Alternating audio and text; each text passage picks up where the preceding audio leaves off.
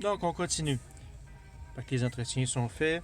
Vous avez à voir dans le coffre à gants les barrures de roues, les manuels en français vont être dans le coffre à gants. Donc, ça va être ici pour déverrouiller vos locks. Vous allez pouvoir le placer après si vous voulez, bien entendu. Réglage, verrouillage, déverrouillage des portières. Pour les réglages en tant que tels, de la façon dont vous voulez que vos portes verrouillent, déverrouillent, etc., allez dans Réglage. C'est toujours à peu près là qu'on fait le plus d'informations. Toujours véhicule, parce que c'est le véhicule qu'on veut régler. Bon, la radio. Configuration d'assistance au conducteur. C'est pour les différentes distances avant avertissement, je pourrais dire ça comme ça. Distance de collision frontale, donc avertissement. Tous les systèmes sont réglés à des distances normales. Vous pouvez les ajuster, par exemple, pour qu'ils vous avertissent avant ou un peu après.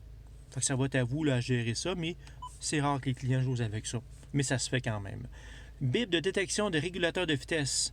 Celui-là, en tout cas, vous pouvez l'essayer si vous voulez, là, mais imaginez, vous êtes sur le cruise control adaptatif et il y a un véhicule qui est en avant. À chaque fois qu'il y a un véhicule qui va rentrer dans votre zone puis que le véhicule va ralentir, vous allez entendre un bip sonore. Ça peut être un peu tannant, mais ça peut s'ajuster si vous voulez. Bip d'arrêt au respect des voies, c'est qu'il va faire un bip quand vous allez tout simplement arriver trop proche des lignes, encore là, activer ou désactiver selon vos goûts. Réglage d'atténuation des départs de route, c'est selon la largeur de la voie que vous voulez que le véhicule vous avertisse avant d'arriver bientôt trop proche des lignes. Tous les systèmes, comme je disais tantôt, sont des réglages normaux. Réglage d'indicateur, le deuxième, c'est tout simplement, c'est assez standard. Si vous voulez que vos compteurs journaliers A ou B se remettent automatiquement à zéro, exemple à chaque plein d'essence, à chaque arrêt du véhicule ou manuellement, les deux par défaut sont réglés en mode manuel. Sinon, vous pourriez dire, ben moi, mon A, j'aimerais ça que se remette à zéro à chaque ravitaillement plein d'essence. Fait qu'exemple, vous avez une moyenne de, je sais pas, moi, 7 litres au 100, vous faites le plein d'essence, ben la moyenne, puis le compteur journalier va se remettre à zéro tout simplement. Sinon, on peut revenir back. Les clés, réglage des clés. Ben, c'est-à-dire, comment vous voulez que quand vous allez mettre votre main dans la poignée de porte, que le véhicule se déverrouille. Donc, premier, démarre à distance. Attendez un petit peu. Il me dit que ma pile est sur le bord de tomber. OK. Donc, démarre à distance. Présentement, il est activé, mais vous pourriez désactiver pour X raison si vous voulez. Le deuxième, mode déverrouillage des portières. Donc, encore là, quand vous allez mettre votre main dans la poignée de porte du conducteur, est-ce que vous voulez que votre porte débarre ou toutes les portes débarrent? Ça peut être ajustable, bien entendu, selon vos goûts. Après ça, on peut sortir OK. Réglage de l'éclairage. Bon, par défaut, intérieur, c'est 30 secondes. Ça veut dire que vous arrêtez le moteur, vous barrez les portes et 30 secondes après, ben, les plafonniers vont fermer tout simplement. Mais encore là, vous pouvez ajuster le temps 15, 60 ou 30 par défaut. Délai des phares extérieurs, par défaut, c'est 15 secondes. Donc encore là, vous arrêtez le véhicule, vous fermez les portes, barrez les portes. 15 secondes après, il éteint. Vous avez de 0 à 60 selon votre goût. Encore là, les portes, parce que tantôt c'était à distance. Verrouillage. Donc, quand vous allez partir avec les véhicules, est-ce que vous voulez que vos portes verrouillent après une certaine vitesse, donc en haut de 16 km/h, donc c'est assez rapide. Ou sinon, non, dès que vous quittez parc, comme ça, ben les portes vont automatiquement verrouiller aux 4 portes. Ou ne verrouilleront pas du tout. C'est des ajustements que vous pouvez faire. Donc, par défaut, c'est vitesse du véhicule. Déverrouillage. Donc, vous avez 4 options. Vous pourriez dire, par exemple, vos portes sont barrées, vous avez fait votre tour de route. Quand vous arrivez à destination, vous pourriez dire, les portes vont déverrouiller seulement si vous ouvrez la porte. Ou sinon, si vous faites park, les portes vont débarrer. Ou en coupant le contact. Ou désactiver parce que les portes, vous ne voulez pas qu'ils barrent ou ils débarrent. Encore là, ça va être à vous à ajuster ça. Par défaut, il est à toutes les portes, mais je vous conseille fortement de prendre marche de stationnement. C'est beaucoup plus commode que celui-là. Déverrouillage, mode clé télécommande, oui. Celle-là, c'est que avec votre clé, si vous pèsez une fois sur débarrer, ça va être votre porte qui va débarrer le conducteur. Puis si vous pesez 2 fois, toutes les portes vont débarrer. Ou ça pourrait être seulement une fois pour que toutes les portes débarrent. Ça, c'est pour la manette, pour les boutons de la manette. Confirmer le champ clé. Le délai de sécurité, ben oui. Mettons un exemple, un petit cas de scénario. Vous êtes à la maison, vous avez oublié un paquet, mais vous demandez à quelqu'un, veux-tu aller chercher le sac que j'ai oublié dans l'auto? Fait que là, vous débarrez les portes à distance, mais la personne, elle n'a pas la clé. Fait que là, elle a 30 secondes pour se rendre à l'auto pour ouvrir une porte. Si elle n'a pas ouvert une porte dans un délai de 30 secondes, ben les portes vont rebarrer, question de sécurité, parce qu'il n'y a personne qui l'a ouvert et pense que c'est une erreur. Fait que à la blague, votre personne justement qui va aller chercher peut courir, marcher ou prendre son temps, tout simplement. Fait que ça va être à vous à déterminer le temps que vous avez besoin.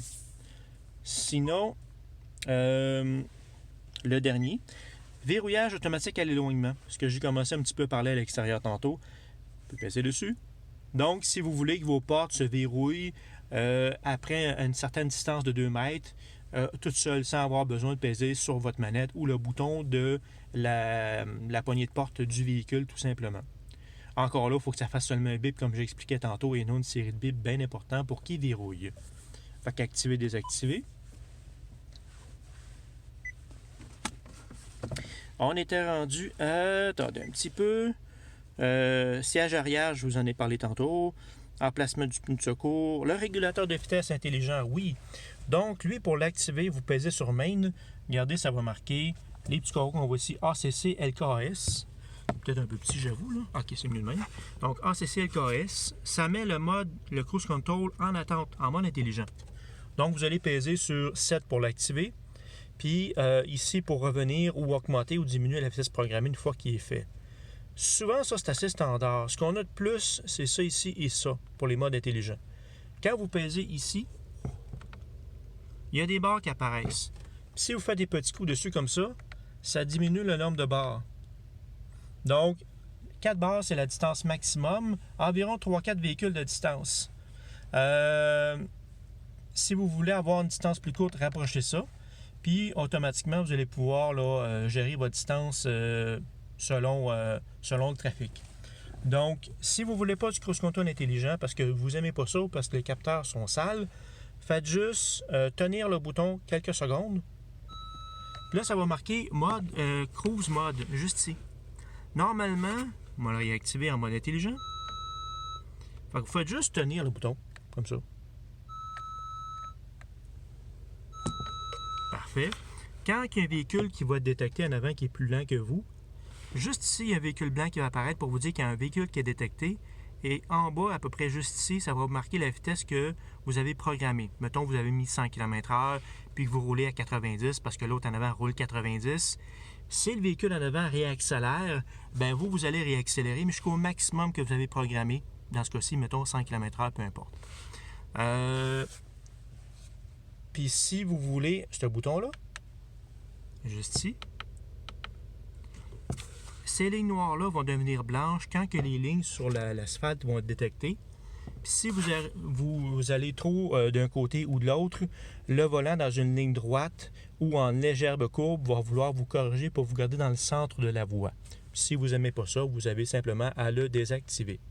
Mais encore là, il faut que ça soit en haut de 73 km/h et il faut que les lignes soient détectées, c'est-à-dire qu'elles soient blanches.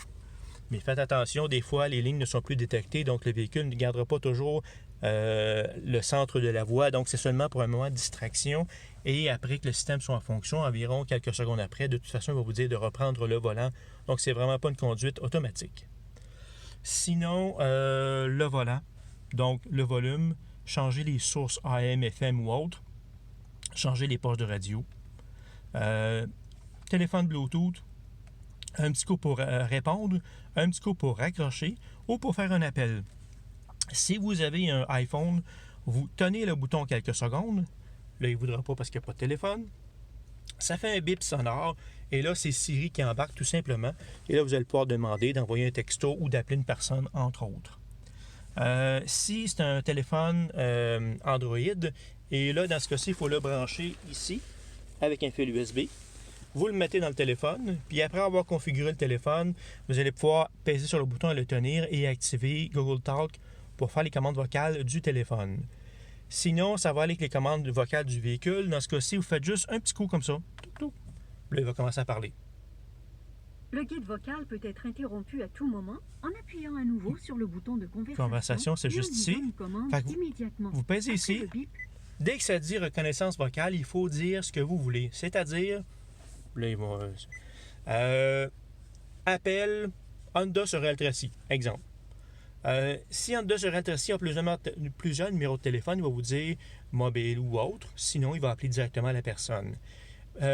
Il faut que quand vous passez par les commandes vocales du véhicule, que la personne ait un nom complet. Pas juste John, Carl ou Nathalie, ça ne fonctionnera pas.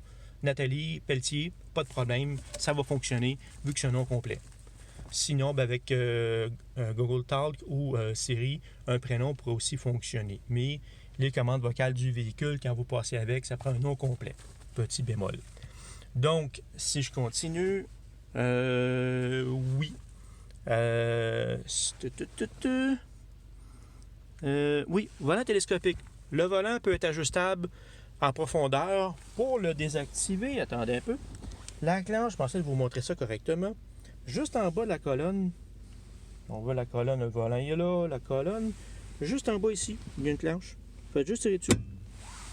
Puis là, vous allez pouvoir ajuster en tirant dessus, en hauteur bien entendu. Puis une fois qu'il est à votre goût, mettons comme ça, vous allez retourner, peser sur la clenche en bas, qui est juste là, quand même assez bas de la colonne, vous allez voir.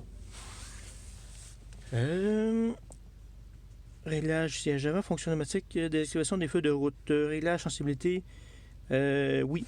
Donc, les essuie-glaces, à partir d'ici, vous avez un mode off automatique low high. Donc, si vous faites juste un petit coup comme ça, les essuie-glaces font un coup, puis ils sont en mode automatique. Donc, tant qu'il n'y a pas d'eau qui va tomber automatiquement, il n'y a rien qui va se passer. La bague d'ajustement ici, c'est pour le mode sensibilité pour le mode automatique, pour les essuie-glaces. Sinon, si vous faites en bas, bien entendu, ça va être low ou high standard. Puis, si vous faites un coup par en haut, c'est un coup miss, tout simplement. Écran jumelé, système... Oui, système de navigation. Donc, le GPS. Cliquez ici. Où aller. Saisir une adresse à partir d'ici. Ou à partir d'ici pour un nom de lieu, par exemple. Et vous pouvez, bien entendu, enregistrer votre adresse de domicile à partir d'ici. Vous pouvez y aller ici par des commandes vocales. Donc, exemple, si je clique un petit coup ici. Le guide vocal peut être interrompu un petit coup encore. Navigation. Dites une commande. Rechercher adresse.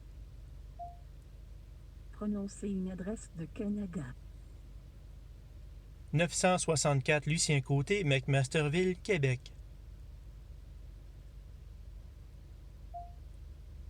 Voulez-vous lancer la navigation? Donc là, on va dire non pour tout de suite. Mais si je ferais naviguer ou si je dirais oui, automatiquement, la navigation serait partie. Quand vous allez dire l'adresse, c'est bien important de dire le numéro de la porte, la rue, la ville et la province. Et là, il va vous donner une adresse ou un choix, s'il a trouvé quelques choix, et vous cliquez dessus ou vous dites le numéro tout simplement, l'adresse qui vous intéresse. Ça prend un petit peu de pratique, mais ça fonctionne quand même assez bien. C'est assez réaliste, je vous dirais, pour les commandes vocales aussi.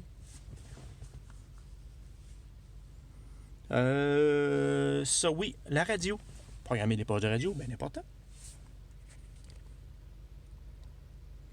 Fait que je vais y revenir dans une troisième